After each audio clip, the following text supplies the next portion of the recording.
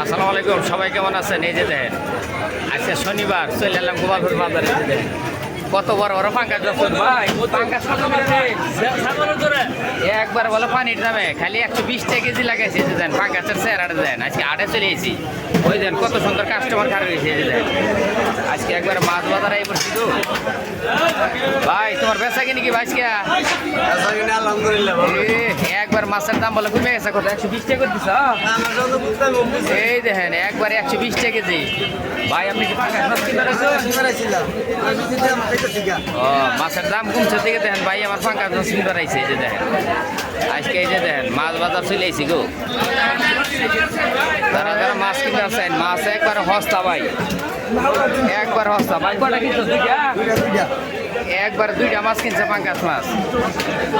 এই যে দেখেন মাছ বাজার চলে এলাম আজকে, এর ব্যস্ত ব্যস্ত স্যার একবার ওয়ারও নিয়ে গেছে।